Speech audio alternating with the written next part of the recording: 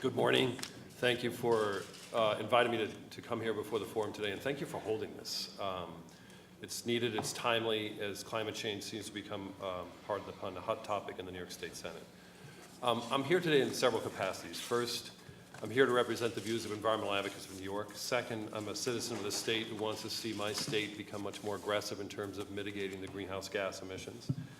But finally, and I think more importantly, is that I'm here as a dad who, like President Obama, believes that we have a moral obligation to act when it comes to climate change, that we really have to address what he says is the most pressing issue facing the next generation. I couldn't agree more. Let me just start by saying, and I think we heard this morning, the science is settled, the necessary courses of action are clear, and New Yorkers cannot afford our government to sit idly by as carbon pollution leads to increasingly erratic storms and weather patterns. Inactions put lives at risk. Let me say that again. Inactions put lives at risk. We saw in the previous panel the farmers that are struggling. We saw very compelling stories of people that have been impacted by extreme weather events. And we saw on the other side of the spectrum people that are working in buildings who are working to help reduce the environmental footprint of climate change all across the board. But again, inactions put lives at risk unless we go forward. And put it bluntly, it's time for New York State to take serious action on climate. As Alan Belenz of the Attorney General Office stated, we have an 80% reduction by 2050 goal on paper. New York State is 9% of the way there. We've got 30 years or so to get the 71% that we need to adopt. So we really need serious action. Let me just put in stark terms, I got to work with Alan a lot when I was in the climate office and elsewhere, and I really would just want to underscore what 80% by 2050 means for New York. A cut of this magnitude means that all transportation systems are electrically powered. We throw away the internal combustion engine for all of our transportation sectors, either battery powered or fuel cell powered vehicles.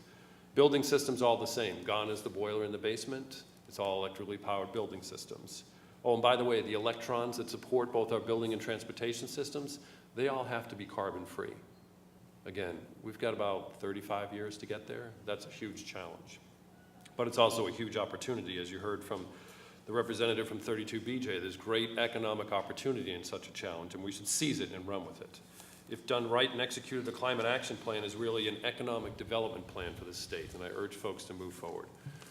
Unfortunately, the Cuomo administration is not moving forward with common purpose to achieve the goal. It's been written in paper, but we don't have a plan in place to achieve that 80% by 2050 goal. We see good efforts going forward on resiliency, and I gather Jess Otney from Nature Conservancy will talk about the Climate Risk Reduction and Resiliency Act, which is a great piece of legislation that the legislature brought forward. Well, let's, work with the administration to broaden that, to cover all agencies. We've covered a couple. I think that's a good step in the right process. The Public Service Commission has a Reforming the Energy Vision proceeding that's moving forward. Great hope for what we look towards in terms of the energy systems of the future. But again, it's a hope. We don't know what that system is actually going to look like. Lots of talk about that, but not a lot of action in the year plus since it's been announced. The state also has a green bank, which reportedly is funding green energy projects. We don't know what they're funding, how much money is going into it, and what the end results are. So it's really hard, I think, for everybody to judge the benefits of spending billions of dollars in the state's green bank, because there's very limited transparency as that green bank sets up and goes forward. And we hear often that the state has a $5 billion clean energy fund. We certainly know that they proposed a $5 billion clean energy fund. But since it was announced, the state has delayed releasing information on this that the public and others can comment on 4 different times. We think the next deadline is in June. We'll see if it's delayed again. And we also don't have a long-term plan in place to replace the state's renewable portfolio standard. So huge challenge. And finally, the energy plan. We've heard that often in this hearing room and elsewhere, that the state is going to be finalizing an energy plan. The statute required that to be finalized 2 years ago in March. In fact, the statute also required that we have a biennial review completed this past March. So not only is the energy plan 2 years late, the biennial review of that energy plan is late. Other steps that have been taken recently set New York State behind the 8 ball, and I'll go quickly here. First, Governor Cuomo's rate of the RGGI program in the state budget. You know that well, Senator, what happened there. It's $41 million in the rate, but if you look at the energy cost savings of that $41 million, we just lost $123 million worth of energy cost savings with the 3-to-1 multiplier that NYSERDA estimates. The state has repowered the Dunkirk power plant on the western part of the state. Instead of choosing a more economical and cleaner alternative with transmission upgrades. And while the plant is being repowered, it's still going to be allowed to burn coal. We've also set up a system in New York State that allows the reopening of the Dan-Scammer power plant that's along the Hudson River. That plant was not put through a rigorous review, so it would meet modern emission standards. So again, it's going to belch out more carbon pollution than it really should. We also have issued in this state through DEC, it's not gone final yet, but close to final. We've issued a negative declaration for a proposal in Albany that would allow Global Corporation, which is an oil company, to actually bring tar sands oil into New York, move it from rails to barges. Think of that, tar sands oil floating down the Hudson River.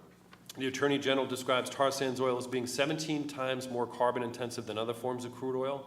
Others, notable in the scientists, call it extraction of tar sands oil game over for the climate. So the problem, what I've outlined here, is just really a snapshot of what happens when you don't have a climate action plan to achieve a goal. There are no benchmarks to measure. You have bifurcated policy, and you have an administration that has taken steps that are positive in one regard, but take us significantly backward in other regards. So I'll pause there to break and hand the mic over to my colleagues, but I want to thank you for setting up the forum and allowing us to have a climate conversation in the halls of the Senate today. Thank you very much, sir.